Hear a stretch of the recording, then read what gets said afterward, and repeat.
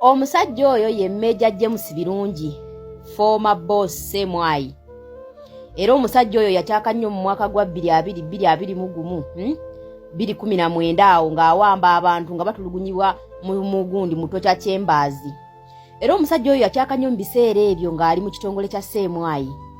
Era omusajja oyo eggwanga lya America ne UK bamuteekako sanctions, bamuteekako envumbo, era nga takyayingira mawanga ga Europe gonna mu kaseera kano we tuwogerera. Omusajja oyo bamujja ku kifo ekyo era balinga abamusindiikiriza nga balinga abamusenda. Omusajja oyo embeera gye bali mu muyisaamu y'embeera y'emu bwe bali baagala okweggyako Kayihura. Bwe bali baagala okweggyako Kayihura era baatandika bwe batyo. Omusajja oyo bali baagala okweggyako Sejjusa era baatandika bwe batyo. Kati ssaawa zino omusajja oyo amawulire gaavaayo emabegako ne gagamba nti ali under house arrest.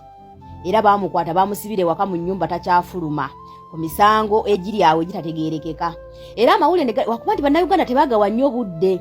Era akaseera ako mawulire ne gadda mu bbanga sidde n'emabega ne muno ne bagamba nti Major General James Birungi ali bubi nnyo, ali mu political conditions, ali mu ddwaliro. Oba okitegeera. Kati ssaawa zino bakulaga nti yakwatiddwa naye ng'emisango egyamukwasizza ogimanyi nti gyakutega bomu mu Kampala n'emiriraano. Ezo bomu ze mubadde mulaba ezibwatuka bomu eyabwatuka mu gw'omukaaga nga 3 ku lw'Namugongo mbono yali emabega waayo. Bomu eyabwatuka Kaleerwe mbono yali emabega waayo. Oba okitegeera ekintu ekyo. Naye tujjukire nti bomu ezo bwe zaali zibaluka abasajja abaayogereranga UPDF ku Layije ne munne baatugambanga ADF.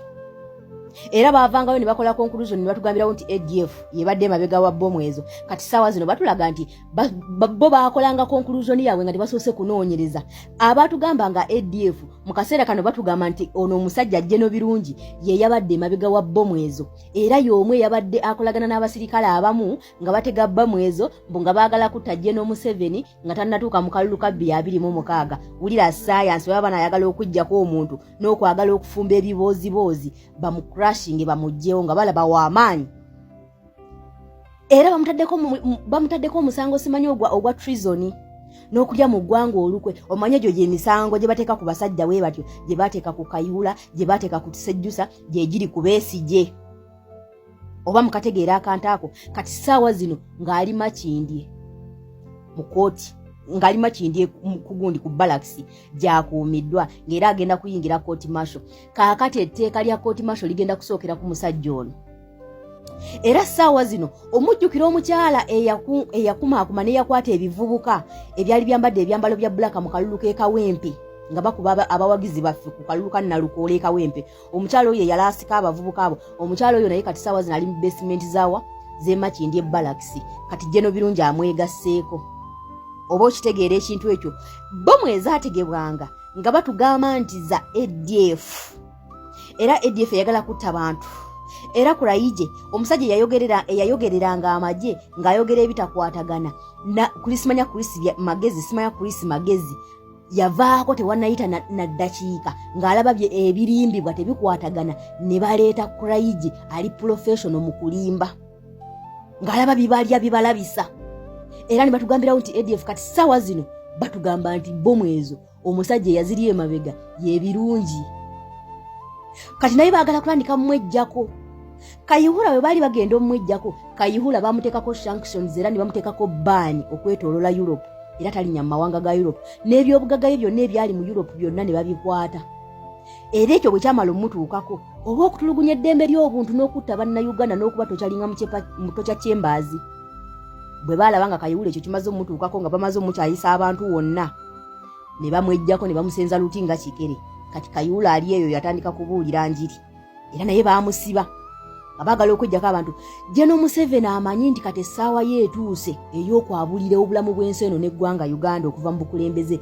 Naye buli muntu yenna gw'alaba nti ayina omuzinzi, ayina sse mu magye, ayina ground mu magye, ayagala beezesa kati bano abantu bonna abakulu mu magye, agenda abeezesa akati ng'abakurashinga abajjawo ayerulire mutabani we amulekere bano ba junior officers. Era ssaawa zino ba junior officers be bali mu kuwa ebifo by'oba General, ba Major General, simanya ba Lieutenant, simanya ba Kano.